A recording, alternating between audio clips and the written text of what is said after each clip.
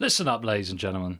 This week's entry is a simple inspo, a parts list to inspire you to build your own fantastic PC with some tips and cautionary tales along the way.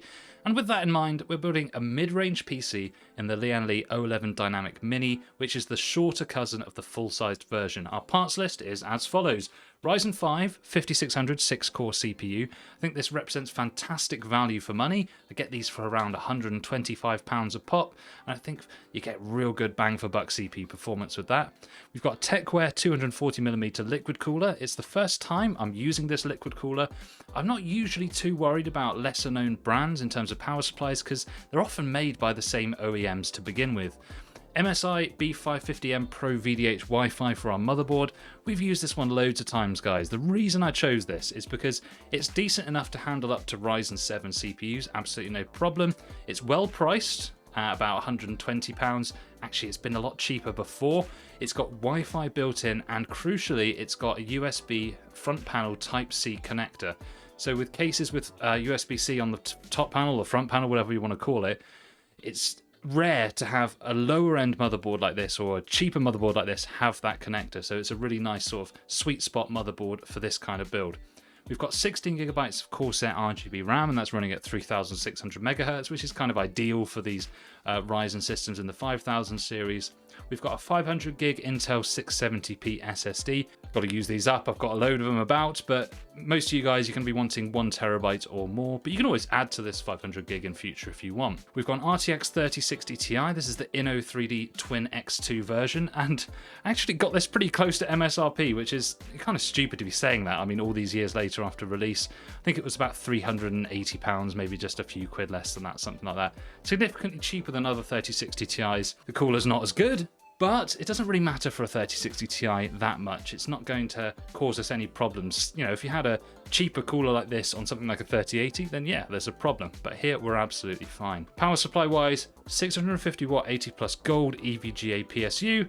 It has to be that SFX version for this case. You can't fit a normal size power supply in here.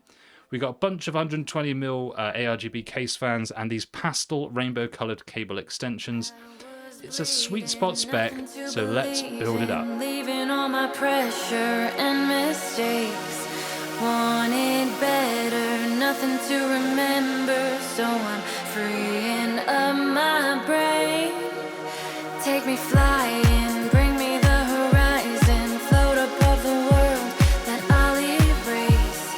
Wipe it clean and feed me dopamine, cause I don't wanna feel my face. Cause I need love, breathing in the heat of rolling to the beat. I want it in my chest. Cause I dance better when I'm high.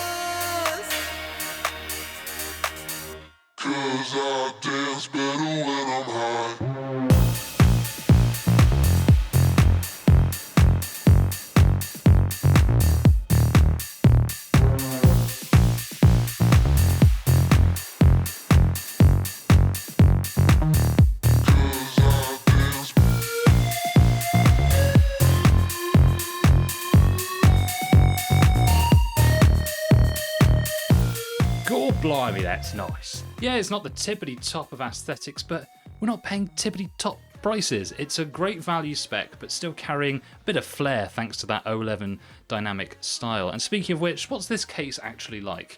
To be honest, I think it's a bit overrated. I mean, it looks fabulous, you can't deny it, but there's a few trade-offs to be aware of. So you have to use SFX size power supplies, which will increase the cost.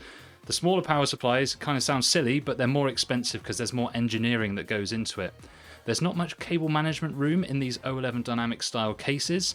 Despite what a lot of people say, there's a pretty fat chamber, but it's a bit niggly to get to. It's pretty tough, so it's not the best for cable management, but you only do cable management once, so it doesn't really matter. The number of fan mounts on the case does mean that you'll be spending a decent wedge on RGB fans if you want to fill out all the spots. However, the good aspects are the modularity, so you can fit a good range of different hardware inside depending on what motherboard size that you use. So I've gone for micro ATX here, which is a good middle ground, and MATX boards tend to be the cheapest ones about as well, so you're getting a bit of a double benefit there. Performance-wise, guys, it's a standard Ryzen 5600 and 3060 Ti combo. Nothing special about this case is going to make it perform better. It's absolutely excellent for 1080p high refresh gaming, but you can certainly do 1440p on this, and in the more tough titles like Cyberpunk, you can still run 1440p, but you're going to be running DLSS alongside to help with the frame rate. Not a bad proposition for just under 1100 quid. I am but one man, and you are many, so tell me your thoughts in the comments below,